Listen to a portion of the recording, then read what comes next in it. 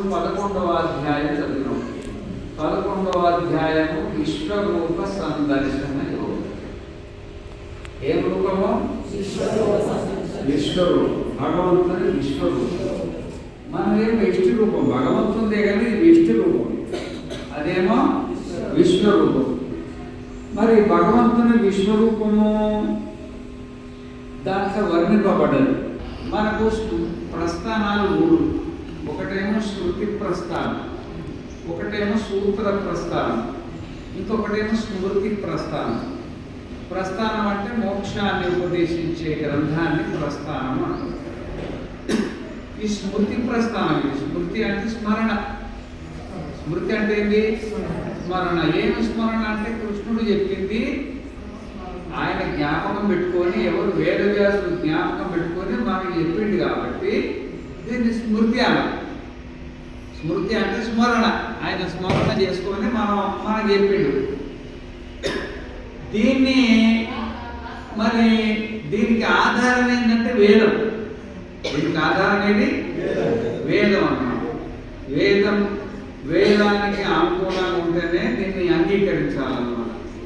మరి భగవద్గీత 18 అధ్యాయాలు, 11వ అధ్యాయము మనకు విశ్వరూప సందర్శన యోగం. భగవంతుని యొక్క విశ్వరూపం. భగవంతుని విశ్వరూపం అంటే భగవంతుడు ఒక చోట ఉండి ఒక చోట ఉండకుండా విశ్వమే ఆయన శరీరం సృష్టించిందట. కాబట్టి బయట ప్రపంచాన్ని చూస్తాయి తప్ప నా అంతరాత్మను తనకు ఆత్మేదో వాడికి తెలియదంట. కన్నుకు ఆత్మేదో కన్నుకు తెలియదు, నోరుకు ఆత్మేదో నోరుకు తెలియదు, ముక్కుకు ఆత్మేదో ముక్కుకు తెలియదు, మనస్సుకు ఆత్మేదో మనసుకు తెలియదు, సర్వానికి ఆత్మేదో సర్వానికి తెలియదు. ఎందుకంటే పరాంచి ఖాని గత్రుణ స్వయంభూ తస్మాత్ పరాంగు పశ్యతి. పొద్దునే లేచి మనం బయట ప్రపంచాన్ని చూస్తాం, కానీ మనకు ఆధారమైన పరమాత్మ ఎవరైనా చూస్తున్నామా? కశ్చిత్ ధీర. ఒకనొక ధీరుడు, ధైర్యవంతుడు. ఒకనొక ధీరుడు అంటే ప్రపంచాన్ని వదిలిపెట్టినవాడని. ప్రపంచాన్ని వదిలిపెట్టడం అంటే ఏంటి? పుత్రైషణాయాశ్చ విత్తైషణాయాశ్చ లోకైషణాయాశ్చ విత్తాయ. ఏమి? పుత్రైషణాయాశ్చ, నాకు పెళ్ళొద్దు. పుత్రైషణ అంటే పుత్ర అంటే సంతానం కదా. ఇక పెళ్లి చేసుకునే పిల్లల కోసమే కదా. నాకు పెళ్ళొద్దు. పెళ్లి చేసుకుంటే పైసలు కావాలిగా. పైసలు వద్దు. పైసలు కావాలంటే ఉద్యోగము, వ్యాపారం, ప్రపంచంలో పడాలిగా. ప్రపంచము వద్దు. ఈ 3 వద్దన్నోడు త్యాగి. పుత్రైషణాయాశ్చ విత్తైషణాయాశ్చ లోకైషణాయాశ్చ విత్తాయ. వాడు ధీరుడు. వారు ధీరుడు. అది పరాంచి కాళిక స్వయంభూ తస్మాత్ పరాం పశ్యతి నాంతరాత్మం కశ్చిత్ ధీర. ఒకనొక ధీరుడు అంటే ఈ ప్రపంచ విషయాన్ని తెలుసుకొని ప్రపంచాన్ని త్యాగం చేసిన ధీరుడు ప్రత్యేగాత్మానమైక్షత తన మూలాన్ని వాడు దర్శించుకుంటాడు. తన మూలాన్ని మనం ప్రపంచాన్ని దర్శించుకుంటాం. ఈ ప్రపంచానికి మూలం ఉంటుంది కదా, బ్రహ్మమూలం ప్రతిష్టం ఉంది కదా. ఆ బ్రహ్మమూలాన్ని అంటే ఆత్మ సాక్షాత్కారాన్ని చేసుకుంటాడు అన్నమాట. ఆ విధంగా ఈ 84 లక్షల జీవరాశులు కూడా దేనికి కూడా ఆత్మజ్ఞానం తెలియదు. ఆత్మజ్ఞానం తెలుసుకోవాలంటే 84 లక్షల జీవరాశులు ఒకటే ఒక అవకాశం ఏంటంటే మానవ శరీరం. మానవుడుగా ఉన్నవాడు మాత్రము గురు సన్నిధానానికి వెళ్ళి ఈ శరీరానికి ఆధారం ఏది, కంటికి ఆధారం ఏది, చెవికి ఆధారం ఏది, ముక్కుకు ఆధారం ఏది, సూర్యుడికి ఆధారం ఏది, చంద్రుడికి ఆధారం ఏది, అంతరిక్షానికి ఆధారం ఏది, 84 లక్షల జీవరాశులకు ఆధారం ఏది? ఆ ఆధారము ఆత్మ, అదే నేను అని ఆత్మ సాక్షాత్కారాన్ని తెలుసుకుంటామన్నారు. సర్వేషు భూతేషు తిష్టం సర్వేభ్యో భూతేభ్యో అంతరో యం సర్వాణి భూతాని శరీరం. ఈ 84 లక్షల జీవరాశులు కూడా ఎవడి శరీరం అంటే ఇది నా శరీరం అనుకుంటా కాదు. ఇది నా శరీరం కాదు. ఎవరి శరీరం? ఇది ఈశ్వరుడి శరీరం. నీ శరీరం కూడా ఈశ్వరుడి శరీరం అన్నమాట. ఈశ్వరుడు అంటే మరి ఈశ్వరుడికి నైవేద్యం పెట్టాలి కదా. ఇప్పుడు మన కృష్ణాష్టమి నైవేద్యం పెడుతున్నాం. ఏ నైవేద్యం మేకలు గొర్రెలు కోడిగుడ్లు పెడతామా? పెట్టం కదా. మరి దీంట్లో ఉన్న ఈశ్వరుడికి వీడు ఏమేమి పెట్టుకుంటూ నారాయణ గొర్రెను వదిలిపెట్టడు, మేకను వదిలిపెట్టడు, కోడిగుడ్లు వదిలిపెట్టడు, పావురాలు వదిలిపెట్టడు, గొడుగులు వదిలిపెట్టడు, ఇంకా జర్రులు వదిలిపెట్టరు. ఈ మధ్యన జిల్ల పురుగులు కూడా తింటున్నాడు నారాయణ. ఆ జిల్ల పురుగులు చీమలు కూడా వదిలిపెట్టలేడు. దేవుడికి నైవేద్యం పెట్టేది ఆయన నా శరీరం అంటుంటుంది, నీ శరీరం కాదా బాబు, నా శరీరం అంటుంటే ఈ శరీరంలో ఉన్న పరమాత్మకు అట్లాంటి నైవేద్యాలు పెట్టొచ్చా అని అడుగుతున్నాను అన్నమాట. అట్లా పెట్టకుండా ఎవరైతే కశ్చిత్ ధీర, అందుకనే దీనికి ధైర్యం కావాలి, జ్ఞానం తెలుసుకొని యా సర్వేషు భూతేషు తిష్టం సర్వేభ్యో భూతేభ్యో అంతరో యమయతి ఏషత ఆత్మ అంతర్యామి అమృత అని యాజ్ఞవల్క్యుడికి గాయత్రి అమ్మగారు సమాధానం చెప్పింది. అంతర్యామి అంటే పరమాత్మ, ఆ ఒకటే ఉండేది ఒకటే పరమాత్మ. ఆ పరమాత్మలే భూమిలో ఉండి భూమిని, నీళ్ళలో ఉండి నీళ్లను, అగ్నిలో ఉండి అగ్నిని, గాలిలో ఉండి గాలిని, ఆకాశాన్ని నుండి ఆకాశంని, అంతరిక్షంలో ఉండి అంతరిక్షాన్ని, స్వర్గంలో ఉండి స్వర్గాన్ని, నరకంలో ఉండి నరకాన్ని, 84 లక్షల జీవరాశుల్లో ఉండి 84 లక్షల జీవరాశులు నడిపే పరమాత్మ ఒకడే. ఆ పరమాత్మనే నీలో ఉన్నాడు, ఆ పరమాత్మనే నువ్వయ్యా, నీకు భిన్నంగా లేడు. నువ్వు మానవ జన్మ ఎత్తిన తర్వాత నీ జ్ఞానం తెలుసుకోవాలా అని మనకు భగవద్గీతలో భగవంతుడు ఉపదేశం చేస్తుంటారు అన్నమాట. మరి అది తెలుసుకోవాలంటే ఏం చేయాలా? అది తెలుసుకోవాలంటే ఏం చేయాలా? మాకు భూమి కనబడుతుంది, నీళ్ళు కనబడుతున్నాయి, అగ్ని కనబడుతుంది, గాలి కనబడుతుంది, ఆకాశం కనబడుతుంది, అన్ని కనబడుతుంది, కానీ దాంట్లో దేవుడు కనబడుతుందా? ఈ శరీరంలో దేవుడు ఉండట. ఈ శరీరం కనబడుతుంది. పొద్దున్నే లేవని పండుగ తోముకుంటాం, తిని స్నానం చేపిస్తాం, గుట్టలు కట్టిస్తాం, పోయి మట్టి పిల్లలు పెడతాం, భోజనాలు పెడతాం, పనులు చేసి పండిస్తాం, ఆరోగ్యం బాగాలేకపోతే డాక్టర్ చుట్టూ తిరుగుతాం, ఏమేమో చేస్తాం. కానీ దీంట్లో ఉంటే పరమాత్మ కనబడుతుందా? కనబడతలేదు. మరి కనబడాలంటే ఏం చేయాలి?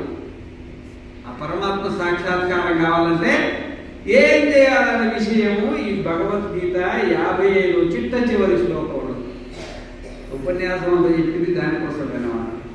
మత్కర్మ కరుణ్ మత్పరమో మద్భక్త సంఘవర్జిత నిర్వైర సర్వభూతేషు యస్య మామేతి పాండవ. శ్రీకృష్ణ పరమాత్మ చెప్పిండయ్యా, భగవంతుని దర్శనం కావాలంటే ఈ గుడికి ఆ గుడికి, ఈ గుడికి ఆ గుడికి పోతుంటాడు కదా, అంతట్టున్నవాడు ఆ గుడిలో ఉన్నాడు. ఓ చోట ఉండి ఓ చోట లేకపోతే కదా ఇలా సర్వాంతర్యామే. మత్కర్మ కరుణ్, నా కొరమే, నా కొరకే పని చేయవాలి. కర్మ అంటే యజ్ఞము, దానము, తపస్సు, కర్మ. నువ్వు యజ్ఞం చేసినా, దానం చేసినా, తపస్సు చేసినా నా కోసం చేయమని. మనం ఎవరి కోసం చేస్తాం? సంకల్పం చెప్తాం కదా, ఓ కృష్ణ నీ కోసం అని చెప్తాం, చేస్తామని. నా కోసం ధన, కనక, వస్తు, వాహన, ఈశ్వర్య, ఓ అమ్మాయి చాలా పెద్ద లిస్ట్ ఉంటుంది. కొట్టేదేమో కొబ్బరికాయ, కోరేదేమో కోటి కోటి కోటి కోటి ఆస్తి. కొబ్బరికాయ కోటి ఆస్తి నారాయణ. మత్కర్మ కరుణ్, యజ్ఞం చేసినా, దానం చేసినా, తపస్సు చేసినా నా కోసమే. మత్ పరమో, నేనే శ్రేష్టం కావాలి, నేనే శ్రేష్టం. నువ్వు సంసారంలో ఉండు, సంసారంలో శరీరం ఉండాలి, మనసులో పరమాత్మ ఉండాలి. పరమాత్మ ప్రేమ అనేది పరమాత్మ మీద ఉండాలి. సరే సంసారాలు కాదు. మత్కర్మకు మత్పరమో మద్భక్త. భక్త అంటే ఏదో చెప్పండి, భక్తుడు అంటే ఏది చెప్పండి. భక్తుడు అంటే ఏది? భజన చేస్తే భక్తుడా? భగవంతుణ్ణి ఆరాధించేవాడిని భక్తుడు అంటే. భగవంతుని సేవించేవాడు. భగవంతుని సేవించాలంటే భూమికి దండం పెట్టు, నీళ్ళకి దండం పెట్టు, అగ్నికి, గాలికి, వాయువుకు, ఆకాశానికి, నక్షత్రానికి, చంద్రమండలానికి నక్షత్రం పెట్టు. కనబడ్డ జీవికి అంతా ఆయన శరీరాలే కదా. చీమి ఆయన శరీరమే, దోమ ఆయన శరీరమే, అంతా ఆయన శరీరమే. కనబడ్డలోకి అంతా దండ పెట్టుకుంటామో దేవుడు సాక్షాత్కారం గ్యారంటీకి అవుతుంది అన్నమాట. మద్భక్త సంఘవర్జిత అంటే ఈ సంసారంతో అంటున్నట్టున్నాడు. సంఘ వర్జిత. ఇప్పుడు నేను సన్యాసం తీసుకున్నాను, నాకేం సంఘం ఉంది? భార్య ఉంటే సంఘము, పిల్లలు ఉంటే సంఘము, చుట్టాలు ఉంటే సంఘము. వదిలిపెట్టిన తర్వాత ఏముంటుంది? నీకు భగవంతుడి సాక్షాత్కారం కావాలంటే కొంచెం సంఘవర్జిత.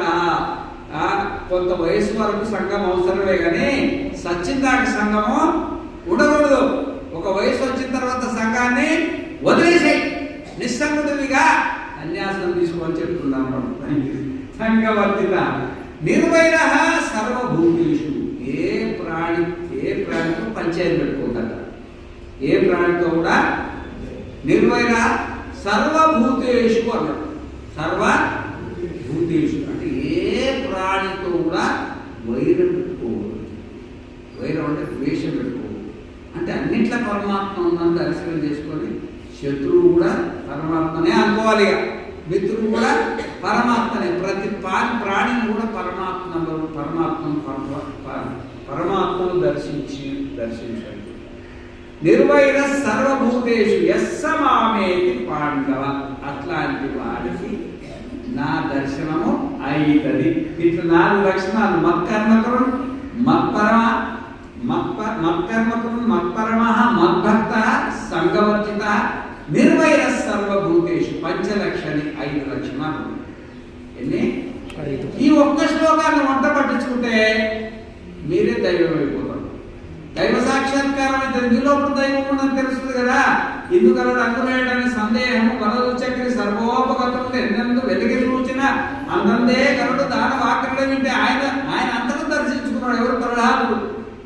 ఎందెందు వెలిగి చూసినా చీమలో చూసిన ఆయనే, దోమలో చూసిన ఆయనే, బల్లిలో చూసిన ఆయనే, పిల్లిలో చూసిన ఆయనే, తల్లిలో చూసిన ఆయనే, తండ్రిలో చూసిన ఆయనే, భూమిలో చూసిన ఆయనే, ఆకాశంలో చూసిన ఆయనే. ఓ హిరణ్యకశపా, ఓ తండ్రి, నాకు అంతటా పరమాత్మనే కనబడుతున్నాయా, ఈ ఏడలు అంటున్నాడు తండ్రి దగ్గర. ఈ విధంగా మనము ఆ పరమాత్మను దర్శనం చేసుకోవాలి. అందుకనే విశ్వరూప సందర్శన యోగము. మీ సంసారమే నీ విశ్వరూపం అనుకోవద్దు. నీ కొడుకు, నీ విద్య, నీ అంతా నా సంసారమే నా విశ్వరూపం అనుకుంటే నీకు విశ్వరూపం కలగటయా బాబు. కొంచెం సంసారం నుండి బయటకు వచ్చి అంతటా పరమాత్మను దర్శించు. ఒక కొంత వయసు అయిన తర్వాతనైనా సరే, పెళ్లి చేసుకున్న కొత్త పిల్లలు వాళ్ళు అంత పరమాత్మ అంటే సంసారం నడుస్తుందా? నడవదు. కొత్త అక్కడక్కడ ఇచ్చుకుంటావు, సాధ్యమైనది. కానీ ఒక వయసు వచ్చిన తర్వాత ఇప్పుడు జ్ఞానానందముడు ఆయన వదిలిపెట్టేసి సంసారం వదిలిపెట్టేసి శుభ్రంగా వానప్రస్థం తీసుకొని కూర్చున్నాడు. ఏమి అమరావతి ఎక్కడ పోయింది? ఆత్మ అద్వైతానంద. సంసారం వద్దే వద్దని పరిగెత్తుకొని వచ్చింది. మళ్ళీ అప్పుడప్పుడు పోయి అంటుకుంటుంటారు. మళ్ళీ వీళ్ళలో తరివేయాలి కదా. సన్యాసం తీసుకొని ఇంట్లో ఉంటే మాకు కప్ప వస్తుందో అని తరివేయాలి కానీ మేము తరివేస్తే మాకేం బదనం అవుతుందని వదిలేయాలి. వదలడం పెద్ద పని. సరే ఒకసారి వదిలేసింది, వాళ్ళ తగ్గుతున్నా మనం వస్తుంటే పోతుంది అనుకో. మెల్లమెల్లగా శనై రూపం మీద త్యాగం ఉండకూడదు. ఆయన కూడా అప్పుడప్పుడు తగ్గుకుంటుంటాడు. పోయి ఉన్నమాట ఉంది. కానీ ఆ విధంగా మనం సంసారంలో ఉన్నా ఒక వయసు వచ్చిన తర్వాతనైనా కానీ సంసారంలో కొంచెం దూరంగా ఉండేసి ఇట్లాంటి విషయాలు మనం తెలుసుకోవాలా. గీత పారాయణం మంచిదే కానీ అట్లా ఏం రాసింది ఒక్క శ్లోకంలో ఎంతో నేను ఎంత చెప్పిన ఒక్క శ్లోకాల గురించే ఇస్తున్నది. ఒక్కొక్క శ్లోకం చెప్పాలంటే నాకు 10 ఏళ్ళు పడుతుంది. ఎంత? 10 ఏళ్ళు పడుతుంది అనమాట. అంత ఉంది. అప్పటి కూడా అయిపోతుందో చెప్పడానికి వీళ్ళ సముద్రం భగవద్గీత మొత్తం వేదాల ఉపనిషత్తుల యొక్క సారాంశం అంతా ఇట్లా దాక్కొని ఉన్నది. కానీ ఇది అర్థం కావాలంటే పైకి పోవాలన్నమాట. వేదంలోకి ఉపనిషత్తులకు పోయే దాన్ని అర్థం తీసుకొని తెలిసి చెప్పాలి. చెప్పలేదా? ఇక అట్లా అనమాట. ఈరోజు పవిత్రమైన కృష్ణ జయంతి. మనం అందరం కలిసి ఇప్పటికే చాలా ఆలస్యమైంది. స్వామికి రోజులు పెట్టడా అని అనుకుంటున్నది. ఇక ఇప్పుడు పూజా కార్యక్రమాలు చేసుకొని ప్రసాదం తీసుకున్నాము.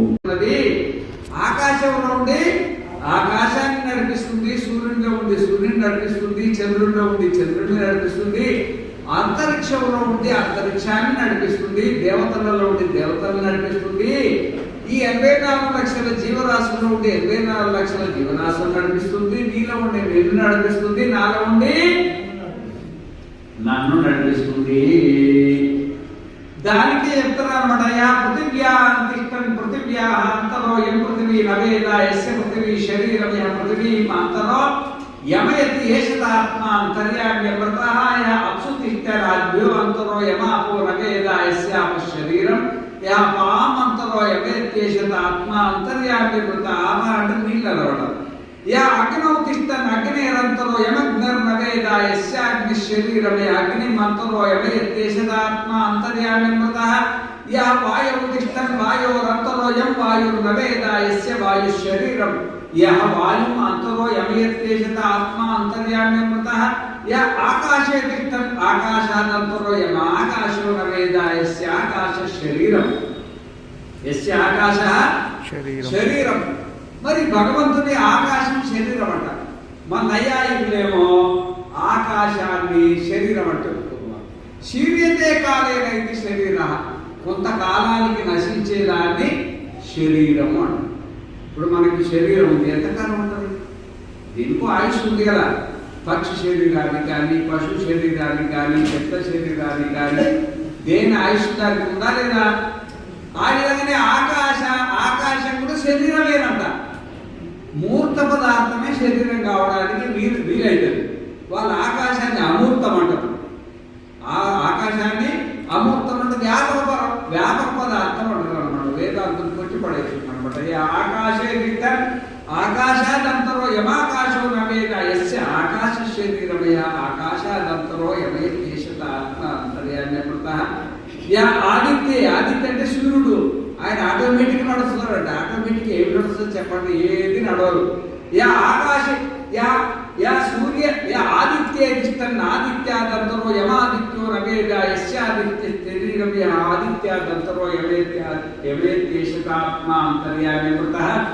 యా అంతరిక్షే తిష్టన్ అంతరిక్షాదంతరో యం అంతరిక్షో రవేద యస్య అంతరిక్ష శరీరం యః అంతరిక్షాదంతరో యమయేషత ఆత్మ అంతర్యామి అమృతః. యా ద్యౌ తిష్టన్ ద్యౌరంతరో యం ద్యుః నవేద యస్య ద్యౌ శరీరం యా ద్యౌరంతరో యమయేషత ఆత్మ అంతర్యామి అమృతః. ద్యౌ అంటే ఏంటో చెప్పండి, తెలుసా? జొన్న రొట్టెలు అంటే తెలుసా? అవి తెలుసు. దేవు అంటే దేవలోకం. దేవలోకం అంటే పైన దేవలోకాలన్నీ ఆయన శరీరమేనంట. ఆయన దేవలోకాలు నడిపిస్తారంట. కానీ ఏ దేవలోకానికి కూడా నాలో కూడా దేవదూతని తెలవదన్న. అర్థమైందా? యా అంతరిక్ష తిష్టన్ అంతరిక్షం అంటే ఏంటో చెప్పండి.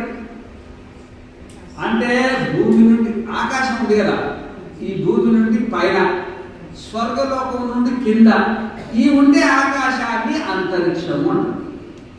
ఈ అంతరిక్షంలో ఎన్ని నక్షత్రాలు ఉన్నాయో తెలుసా?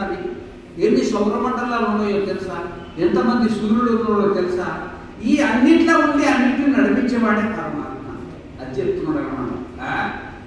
ఆ విధంగానే సర్వేషు భూతేషు తిష్టన్ సర్వేభ్యో భూతేభ్యో అంతరో యం సర్వాణి భూతాని శరీరమే సర్వేభ్యో భూతేభ్యో అంతరో యమయేషత ఆత్మ అంతర్యామ్యమృతః. ఈ శరీరం ఎవరిది చెప్పండి? నాది. ఆ శరీరం ఎవరిది? నీది. ఎన్ని శరీరాలు? అన్ని నాయే అంట కదా. అసలు ఈ శరీరాలు ఎవరికి బలై కావద్దు, అంతా ఆయనే అది. సర్వేషు భూతేషు తిష్టన్. భూతాలంటే శరీరము, మనస్సు, ఆత్మ కలిసిన దాన్ని భూతం అంటారు. చైతన్యం యదధిష్టానం లింగదేహశ్చ యఃపునః చిచ్ఛాయా లింగదేహస్థో తత్సంగో జీవ ఉచ్యతే. ఇది వేదాంత పంచదశలో ఉందన్నమాట. చైతన్యం ఏది అధిష్టానం లింగదేహశ్చ యఃపునః చిచ్ఛాయా లింగదేహస్థో. మీకేమన్నా అర్థమైందా? అర్థమైందా? ఖాళీ. చైతన్యం ఏది అధిష్టానం అంటే సర్వాంతర్యామి అయినటువంటి పరమాత్మ. ఆ పరమాత్మ లోపల మనస్సు ఒకటి, ఆ మనస్సు లోపల ప్రతిబింబం ఒకటి. మన పరమాత్మ లోపల ప్రతిబింబం ఎట్లా అంటే ఆకాశంలో ఒక అద్దం, ఆకాశంలో ఒక ముఖం చూసుకుని అద్దం ఉంటుంది, అద్దం. మరి అద్దంలో ఆకాశం ప్రతిబింబం ఎట్లుందో చూడు. విశాలమైన ఆకాశంలో ఒక అద్దం, అద్దంలో మళ్ళీ దాని ప్రతిబింబం కనబడుతుందా కనబడదా?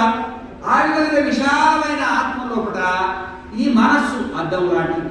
దాంట్లో ఒక ప్రతిబింబం, దాంట్లో ఒక ప్రతిబింబం. మీరు ఆకాశ ప్రతిబింబం చూసి దగ్గర ఇప్పుడు ఆకాశంలో ఇట్లా పెట్టామనుకో బయట, దాంట్లో ఆకాశం కనబడుతుందా కనబడదా?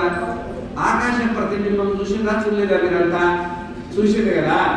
ఆ విధంగానే ఈ పరమాత్మ ఈ చిదాకాశం సర్వాంతర్యామి అయిన పరమాత్మలో కూడా మనస్సు అనే అర్థం ఉంది. మనస్సు అనే అర్థం ఉంది. అర్థంలో ఒక ప్రతిబింబం ఉంది. ఆ దాన్ని చూసిండ్రా మీరు? అర్థంలో మనస్సులో ప్రతిబింబాన్ని చూసిండ్రా? ఏముంటలేదు, చూడలేదు. నేను అనండి, నేను నేను నేను అదే దాని ప్రతిబింబం. ఇప్పుడు నేనన్నది ఏది? మనస్సే. నేనన్నది ఏంటది? మనస్సే అన్నమాట. అదే దాని ప్రతిబింబం. దాంట్లో మనం మొక్కం చూసుకోవాలి. నేను నేను నేను నేను నేనన్న మనస్సు అంటుంది కదా, అదే మనం అన్నమాట. నేనే అడగనబడుతున్నా, ఆ మనస్సులో నేను అంటున్నాం అన్నమాట. అర్థమైందా? అది చైతన్యం అధిష్టానం లింగ దేహశ్చ యత్పునః ఛాయా లింగ దేహస్థో తత్ సంఘో. ఈ మూడింటిని కలిసి ఆత్మ ఒకటి, మనస్సు ఒకటి, మనస్సులో ప్రతిబింబం నేను అంటున్నా కదా, ఈ మూడు కలిసి దీని పేరేమంటారంటే జీవుడు అంటారు. ఆ జీవుడికి 84 లక్షల రకాల శరీరాలు ఉన్నాయి. మన దేవ శరీరాలు కాకుండా, నరక శరీరాలు కాకుండా, ఈ భూలోకంలో ఉన్న శరీరాలు మాత్రమే శరీరాలు అన్నమాట. యా సర్వేషు భూతేషు తిష్టన్ సర్వేభ్యో భూతేభ్యో అంతరో యం సర్వాణి భూతాని నవేద. కానీ ఈ భూతానికి నాలో కూడా ఆత్మ ఉందని తెలియదు. ఈ భూతం అంటే ఎవరు? నువ్వు ఒక భూతము, నేను ఒక భూతం. ఇలా భూతం కావాలని ఎవరు చెప్పండి. భూతం పట్టుకున్నట్టు అసలు భూతమే పట్టుకునేది. అందరికి భూతం ఇవ్వడం అని పట్టుకునేది. అర్థమైందా? ఈ భూతానికి మాత్రము, ఈ భూతం అంటే ఏంటంటే ఈ శరీరము, మనస్సుకు, ఆత్మ తెలియదు. దానికి తెలియదు. ఆత్మ సాక్షాత్కారం చేసుకోలేదు. ఎందుకంటే కన్ను రూపాన్ని చూస్తుంది కానీ మనసును చూడలేదు. అది మరి మనసులోకి వచ్చిన ఎన్ని చూస్తుంది కానీ బుద్ధిని చూడలేదు. అది బుద్ధిలోకి వచ్చిన ఎన్ని చూస్తుంది కానీ బుద్ధికి అధిష్టానమైన ఆత్మనది చూడలేదు. ఎందుకంటే ఇప్పుడు పరాంచి ఖాళీగా స్వయంభూ తస్మాత్ పరాం పశ్యతి నాంతరాత్మం కశ్చిత్ ధీర ప్రత్యేగాత్మానమైక్షత్ ఆవృత్త చక్షు అమృతత్వం ఇచ్చాడు. ఇది యజుర్వేదంలోనే. ఇప్పుడు బృహదారణ్యకం త్రిశక్తి యజుర్వేదం, ఇది యజుర్వేదంలో మాత్రమే. ఇది కాటకంలో కఠోపనిషత్తులో వచ్చింది. పరాంచి ఖానిగ తృణత్ స్వయంభూ స్వయమేవ భవతి స్వయంభూరు బ్రహ్మదేవ. ఆయన ఏం చేసిందంటే పరాంచి కాని అంటే ఇంద్రియాన్ని, పరాంచి అంటే పరాముఖాన్ని కృత్వ, వ్యతృణత్ అంటే సృష్టమా, కోసో బ్రహ్మదేవ స్వయమేవ భవతి స్వయమేవ భవతి స్వయంభూరు బ్రహ్మదేవ. శంకరాచార్య భాష్యం అన్నమాట. అంటే బ్రహ్మదేవుడు ఏం చేసిందంటే ఈ ఇంద్రియాలను బహిర్ముఖాలు పెట్టి సృష్టించిందట. కాబట్టి బయట ప్రపంచాన్ని చూస్తాయి తప్ప నాంతరాత్మను తనకు ఆత్మేదో వాడికి తెలియదంట. కన్నుకు ఆత్మేదో కన్నుకు తెలియదు, నోరు ఆత్మేదో నోరుకు తెలియదు, ముక్కు ఆత్మేదో ముక్కుకు తెలియదు, మనస్సు ఆత్మేదో మనసుకు తెలియదు, సర్వానికి ఆత్మేదో సర్వానికి తెలియదు. ఎందుకంటే పరాంచి ఖాని గత్రుణ స్వయంభూ తస్మాత్ పరాంగు పశ్యతి. పొద్దునే లేచి మనం బయట ప్రపంచాన్ని చూస్తాం కానీ మనకు ఆధారమైన పరమాత్మ ఎవరైనా చూస్తున్నావా? కశ్చిత్ ధీర, ఒకనొక ధీరుడు, ధైర్యవంతుడు. ఒకనొక ధీరుడు అంటే ప్రపంచాన్ని వదిలిపెట్టినవాడని. ప్రపంచాన్ని వదిలిపెట్టడం అంటే ఏంటి? పుత్రైషణాయాశ్చ విత్తైషణాయాశ్చ లోకైషణాయాశ్చ విత్తాయ. ఏంటి? పుత్రైషణాయాశ్చ నాకు పెండ్లొద్దు. పుత్రైషణ అంటే పుత్ర అంటే సంతానం. ఏంటి? పుత్రైషణాయాశ్చ నాకు పెండ్లొద్దు. పుత్రేషణ అంటే పుత్ర అంటే సంతానం కదా. ఇక పెళ్లి చేసుకునేది ఇంకా పిల్లల కోసమే కదా. నాకు పెళ్ళొద్దు. పెళ్లి చేసుకుంటే పైసలు కావాలిగా. పైసలు వద్దు. పైసలు కావాలంటే ఉద్యోగము, వ్యాపారం, ప్రపంచంలో పడాలిగా. ప్రపంచము వద్దు. ఈ మూడొద్దన్నోడు త్యాగి. పుత్రైషణాయాశ్చ విత్తైషణాయాశ్చ లోకైషణాయాశ్చ వ్యుత్థాయ. వాడు ధీరుడు. వారు ధీరుడు. అది నా పరాంచి కాళిక తృణ స్వయంభూ తస్మాత్ పరాం పశ్యతి నాంతరాత్మం కశ్చిత్ ధీర ఒకానొక ధీరుడు, అంటే ఈ ప్రపంచ విషయాన్ని తెలుసుకొని ప్రపంచాన్ని త్యాగం చేసిన ధీరుడు ప్రత్యేగాత్మానమైక్ష తన మూలాన్ని వాడు దర్శించుకుంటాడు. తన మూలాన్ని మనం ప్రపంచాన్ని దర్శించుకుంటాం. ఈ ప్రపంచానికి మూలం ఉంటుంది కదా, బ్రహ్మ మూలం ప్రతిష్ట ఉంది కదా. ఆ బ్రహ్మ మూలాన్ని అంటే ఆత్మ సాక్షాత్కారాన్ని చేసుకుంటాడు అన్నమాట. ఆ విధంగా ఈ 84 లక్షల జీవరాశులు కూడా దేనికి కూడా ఆత్మజ్ఞానం తెలియదు. ఆత్మజ్ఞానం తెలుసుకోవాలంటే 84 లక్షల జీవరాశులు ఒకటే ఒక అవకాశం ఏంటంటే మానవ శరీరం. మానవుడుగా ఉన్నవాడు మాత్రము గురు సన్నిధానానికి వెళ్ళి ఈ శరీరానికి ఆధారం ఏది, కంటికి ఆధారం ఏది, చెవికి ఆధారం ఏది, ముక్కుకు ఆధారం ఏది, సూర్యుడికి ఆధారం ఏది, చంద్రుడికి ఆధారం ఏది, అంతరిక్షానికి ఆధారం ఏది, 84 లక్షల జీవరాశులకు ఆధారం ఏది, ఆ ఆధారము ఆత్మ, అదే నేను అని ఆత్మ సాక్షాత్కారాన్ని తెలుసుకుంటారు. యహ సర్వేషు భూతేషు తిష్టం సర్వేభ్యో భూతేభ్యో అంతరో యం సర్వాణి భూతాని శరీరం. ఈ 84 లక్షల జీవరాశులు కూడా ఎవడి శరీరం అంటే ఇది నా శరీరం అనుకుంటా కాదు, ఇది నా శరీరం కాదు. ఎవడి శరీరం ఇది? ఈశ్వరుడు శరీరం. నీ శరీరం కూడా ఈశ్వరుడు శరీరం అన్నమాట. ఈశ్వరుడు అంటే మరి ఈశ్వరుడికి నైవేద్యం పెట్టాలి కదా. ఇప్పుడు మన కృష్ణాష్టమి నైవేద్యం పెడుతున్నాం. ఏమి నైవేద్యం పెడితే మేకలు గొర్రెలు కోడిగుడ్లు పెడతామా? పెట్టం కదా. మరి దీంట్లో ఉన్న ఈశ్వరుడికి వీడు ఏమేమి పెడుతుండో నారాయణ. గొర్రెను వదిలిపెట్టాడు, మేకను వదిలిపెట్టాడు, కోడిగుడ్లు వదిలిపెట్టాడు, పావురాలు వదిలిపెట్టాడు, గొడుగులు వదిలిపెట్టాడు, ఇంకా జర్రులు వదిలిపెట్టాడు. ఈ మధ్య జిల్ల పురుగులు కూడా తింటున్నాడు నారాయణ. ఆ జిల్ల పురుగులు చీమలు కూడా వదిలిపెట్టాడు. దేవుడికి ఆ నైవేద్యం పెట్టేది ఆయన నా శరీరం అంటుంటుంది, నీ శరీరం కాదా బాబు, నా శరీరం అంటుంటే ఈ శరీరంలో ఉన్న పరమాత్మకు అట్లాంటి నైవేద్యాలు పెట్టొచ్చా అని అడుగుతున్నాను అన్నమాట. అట్లా పెట్టకుండా ఎవరైతే కశ్చిత్ ధీర, అందుకనే దీనికి ధైర్యం కావాలి, జ్ఞానం తెలుసుకొని యా సర్వేషు భూతేషు తిష్టం సర్వేభ్యో భూతేభ్యో అంతరో యమయతి ఏషత ఆత్మ అంతర్యామి అమృత అని యాజ్ఞవల్క్యుడికి గాయత్రి అమ్మగారు సమాధానం చెప్పింది. అంతర్యామి అంటే పరమాత్మ, ఆ ఒకటే ఉండేది ఒకటే పరమాత్మ. ఆ పరమాత్మలే భూమిలో ఉండి భూమిని, నీళ్ళలో ఉండి నీళ్లను, అగ్నిలో ఉండి అగ్నిని, గాలిలో ఉండి గాలిని, ఆకాశాన్ని ఉండి ఆకాశంని, అంతరిక్షంలో ఉండి అంతరిక్షాన్ని, స్వర్గంలో ఉండి స్వర్గాన్ని, నరకంలో ఉండి నరకాన్ని, 84 లక్షల జీవరాశుల్లో ఉండి 84 లక్షల జీవరాశులు నడిపే పరమాత్మ ఒకడే. ఆ పరమాత్మనే నీలో ఉన్నాడు, ఆ పరమాత్మనే నువ్వయ్యా, నీకు భిన్నంగా లేడు. నువ్వు మానవ జన్మ ఎత్తిన తర్వాత నీ జ్ఞానం తెలుసుకోవాలా అని మనకు భగవద్గీతలో భగవంతుడు ఉపదేశం చేస్తుంటారు అన్నమాట. మరి అది తెలుసుకోవాలంటే ఏం చేయాలా? అది తెలుసుకోవాలంటే ఏం చేయాలా? మాకు భూమి కనబడుతుంది, నీళ్ళు కనబడుతున్నాయి, అగ్ని కనబడుతుంది, గాలి కనబడుతుంది, ఆకాశం కనబడుతుంది, అన్ని కనబడుతుంది, కానీ దాంట్లో దేవుడు కనబడుతుందా? ఈ శరీరంలో దేవుడు ఉండట. ఈ శరీరం కనబడుతుంది. పొద్దున్నే లేవని పండుగ తోముకుంటాం, తిరిగి స్నానం చేపిస్తాం, గుంటలు కట్టిస్తాం, పోయి మట్టి పిల్లలు పెడతాం, భోజనాలు పెడతాం, పనులు చేసి పండిస్తాం, ఆరోగ్యం బాగాలేకపోతే డాక్టర్లు చుట్టూ తిరుగుతాం, ఏమేమో చేస్తాం. కానీ దీంట్లో ఉంటే పరమాత్మ కనబడుతుందా? కనబడతలేదు. మరి కనబడాలంటే ఏం చేయాలి? ఆ పరమాత్మ సాక్షాత్కారం కావాలంటే ఏం చేయాలనే విషయము ఈ భగవద్గీత 55 చిట్ట చివరి శ్లోకం ఉపన్యాసం అంతా చెప్పింది దానికోసం అనమాట.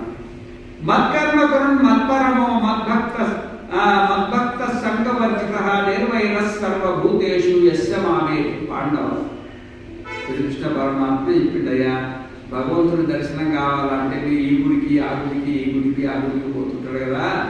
అంతట్టున్నవాడు ఆ గుడిలో ఉన్నాడు. ఓ చోట ఉండి ఓ చోట లేకపోతే కదా ఇలా సర్వాంతర్యామే. మత్కర్మ కరుణ్, నా కొరకే పనిచేయవాలి. కర్మ అంటే యజ్ఞము, దానము, తపస్సు, కర్మ. నువ్వు యజ్ఞం చేసినా, దానం చేసినా, తపస్సు చేసినా నా కోసం చేయవాలి. మనం ఎవరి కోసం చేస్తాం? సంకల్పం చెప్తాం కదా, ఓ కృష్ణ నీ కోసం అని చెప్తాం, చేస్తామని. నా కోసం ధన, కనక, వస్తు, వాహన, ఈశ్వర్య, పోయమ్మ చాలా పెద్ద లిస్ట్ ఉంటుంది. కొట్టేదేమో కొబ్బరికాయ, కోరేదేమో కోటి కోటి కోటి కోటి ఆస్తి.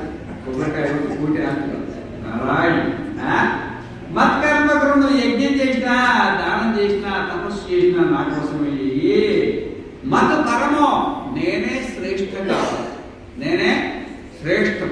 నువ్వు సంసారంలో ఉండు, సంసారంలో శరీరం ఉండదు, మనసులో పరమాత్మ ఉండాలి. పరమాత్మ ప్రేమ అనేది పరమాత్మ మీద ఉండాలి. సరే సంసారాలు కాదు. మత్కర్మకు మత్పరమో మద్భక్త. భక్త అంటే ఏదో చెప్పండి, భక్తుడు అంటే ఏదో చెప్పండి. భక్తుడు అంటే ఏది? భజన చేస్తే భక్తుడా?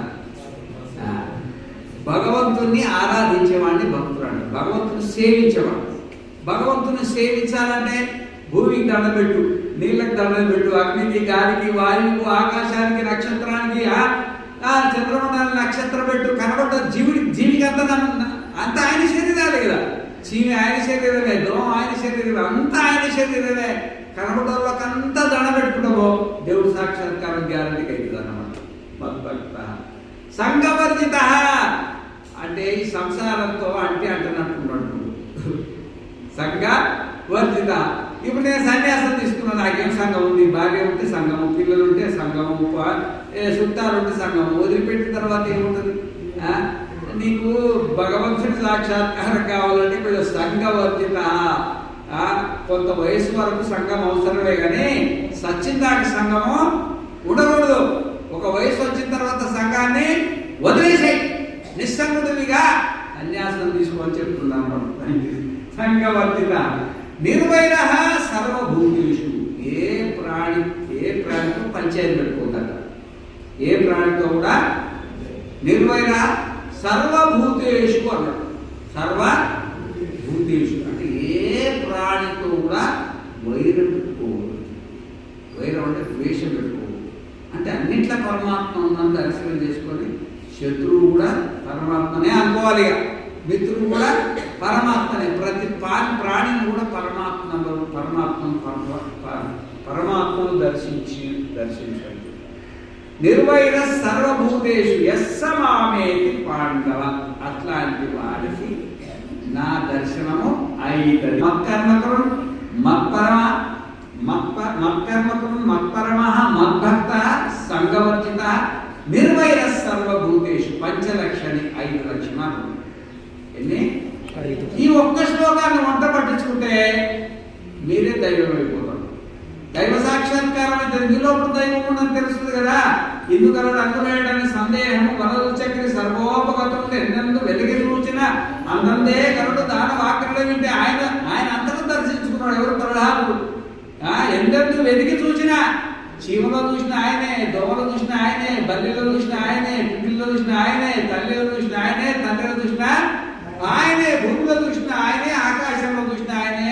ఓ హిరణ్యకశపా, ఓ తండ్రి, నాకు అంతటా పరమాత్మనే కనబడుతున్నాయా. ఈ 7 ఏళ్ళు అంటున్నాడు తండ్రి దగ్గర. ఈ విధంగా మనము ఆ పరమాత్మను దర్శనం చేసుకోవాలి. అందుకనే విశ్వరూప సందర్శన యోగము. నీ సంసారమే నీ విశ్వరూపం అనుకోవద్దు. నీ కొడుకు, నీ బిడ్డే, నీ అంతా నా సంసారమే నా విశ్వరూపం అనుకుంటే నీకు విశ్వరూపం కలగటయా బాబు.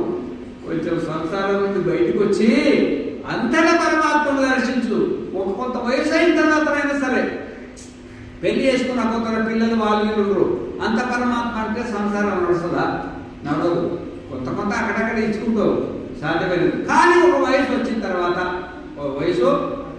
తర్వాత ఇప్పుడు జ్ఞానానందరుడు ఆయన వదిలిపెట్టేసి సంసారం వదిలిపెట్టేసి శుభ్రంగా వాళ్ళ ప్రస్తుతం తీసుకొని కూర్చున్నాడు. ఏమి అమరావతి ఎక్కడ పోయింది? ఆత్మ అద్వైతానంద. సంసారం వద్దే వద్దని పరిగెత్తుకొని వచ్చింది. మళ్ళీ అప్పుడప్పుడు పోయి అంటుకుంటుంటాడు. మళ్ళీ వీళ్ళలో తరివేయాలి కదా. సన్యాసం తీసుకొని ఇంట్లో ఉంటే మాకు పాపం వస్తుందో అని తరివేయాలి కానీ మేము తరివేస్తే మాకేం బదనం అవుతుందని వాళ్ళు వదిలేయాలి. వదలడం పెద్ద పని. సరే ఒకసారి వదిలేసింది, వాళ్ళ తగులుకున్నా మనం వస్తుందని పోతుంది అనుకో. మెల్లమెల్లగా శనై రూపం మీద త్యాగం ఉండకూడదు. ఆయన కూడా అప్పుడప్పుడు తగులుకుంటుంటాడు పై ఉన్నమాట ఉంది. కానీ ఆ విధంగా మనం సంసారంలో ఉన్నా ఒక వయసు వచ్చిన తర్వాతనైనా కానీ సంసారంలో కొంచెం దూరంగా ఉండేసి ఇట్లాంటి విషయాలు మనం తెలుసుకోవాలా. గీత పారాయణం మంచిదే, కానీ అట్లా ఏం రాసింది ఒక్క శ్లోకంలో ఎంతో నేను ఎంత చెప్పిన ఒక్క శ్లోకాల గురించే చెప్తున్నది. ఒక్కొక్క శ్లోకం చెప్పాలంటే నాకు 10 ఏళ్ళు పడుతుంది. ఎంత? 10 ఏళ్ళు పడుతుంది అనమాట. అంత ఉంది. అప్పటి కూడా అయిపోతుందో అయిపోదో చెప్పడానికి వీళ్ళ సముద్రం భగవద్గీత మొత్తం వేదాల ఉపనిషత్తుల యొక్క సారాంశం అంతా ఇట్లా దాక్కొని ఉన్నది. కానీ ఇది అర్థం కావాలంటే పైకి పోవాలన్నమాట. వేదంలోకి ఉపనిషత్తులోకి పోయే దాన్ని అర్థం తీసుకొని చెప్పాలి. చెప్పినా చెప్పలేదా? ఇక అట్లా అనమాట. ఈరోజు పవిత్రమైన కృష్ణ జయంతి. మనం అందరం కలిసి ఇప్పటికే చాలా ఆలస్యం అయిపోయింది. స్వామి రోజులు పెట్టరా అని అనుకుంటున్నారు కొంతమంది. ఇక ఇప్పుడు పూజా కార్యక్రమాలు చేసుకొని పోయిన ప్రసాదం తీసుకుంటాము. ఓం సత్యభామారతాయ నమః. ఓం శ్రీనే నమః. ఓం సుభద్రా పూర్వజాయ నమః. ఓం విష్ణవే నమః. ఓం విష్ణుముక్తి ప్రదాయకాయ నమః. ఓం జగద్గురవే నమః. ఓం జగన్నాథాయ నమః. ఓం వేణునాద విశారదాయ నమః. ఓం వృషభాసుర విధ్వంసినే నమః.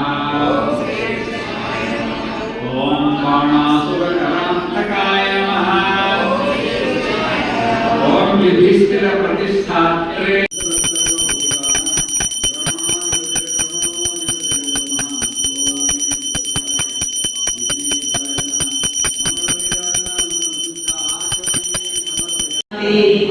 ఆదివారము పూట సమయమందు జన్మించెను, ఎదురుగాళ్ళ పుట్టెను, 7 దాతలను తాగంపెను. రామ రఘు రామ